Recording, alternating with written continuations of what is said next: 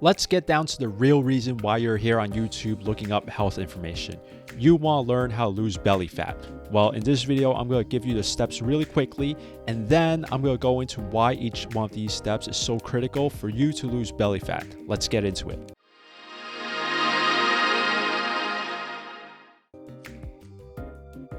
Step number one is that you want to eat more protein. You want to eat about 1 gram per pound of fat-free mass in your body. That's your body weight minus the pounds of body fat that you have, and you can make this calculation after you determine what your body fat percentage is. Step number 2 is to be in a caloric deficit. That means that you want to be eating less calories than you're actually burning off. For example, if your body is burning off 2,500 calories a day, then try eating 2,200 calories per day. Try not to tank your calories down to like 1,500 or something, thinking that you're going to get faster results, because that's going to end up backfiring on you. Step number 3 is to do more total body weight training, and you want to prioritize this weight training over your cardio. Step number 4 is to give it time. Repeat those 3 steps that I just mentioned over the course of months, because that's the time span that it's going to take in order to generate significant results. Very quickly, here are the steps again. Number 1 is to eat more protein. Number 2 is to be in a calorie deficit. Number 3 is to do more total body weight training. And number 4 is to give it time. Next, I'm going to talk about what these steps do and why they're so important in losing belly fat.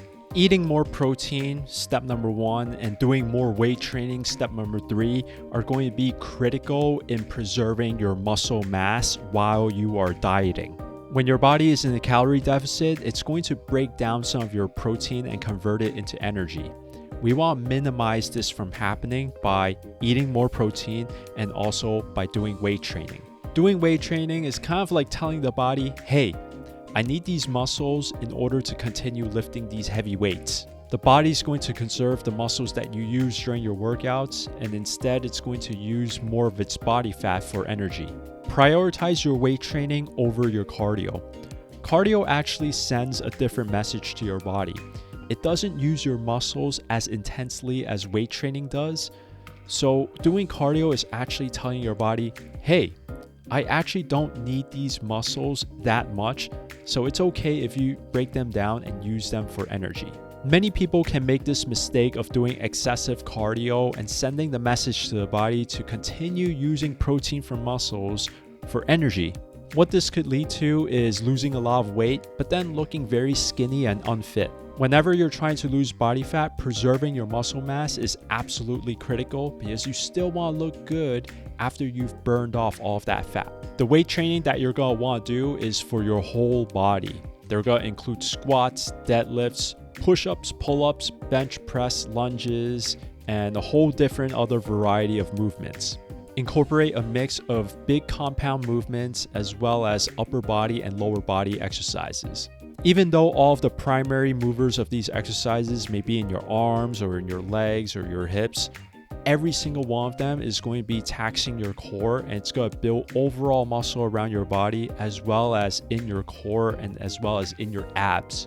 Having more muscle all over your body is going to help you burn more calories in the long run, and it's going to help you in your journey of losing belly fat. Being in the calorie deficit, which is step number 2, is what's going to allow weight loss to happen in the first place. When you're eating less than what your body needs, then you're basically telling your body to go into its fat stores for energy. To make this step easier, prioritize eating mainly nutrient-dense whole foods, things such as vegetables, fruits, whole cuts of meat, whole cuts of fish, beans, legumes, fibrous carbs, whole grains. All of these foods are going to be naturally lower in calories, but higher in the nutrients that your body needs. It's going to be higher in protein, higher in fiber, higher in healthy fats, as well as vitamins and minerals. And finally, the last step was to give it time. Doing all of these things consistently over the course of months, 3 to 6 months, is the way to yield significant results. For some people, they may still have stubborn belly fat even though they put in months of consistent effort. Stubborn belly fat may need a more refined and detailed approach in order to get rid of it, but it's going to be some variation of the steps that I already discussed in this video. One really important fact that we all need to consider is that we cannot target specific body parts for fat loss. This means that we can't do more crunches, we can't do more ab exercises in order to lose fat around our abs. Body fat comes off everywhere as we lose weight.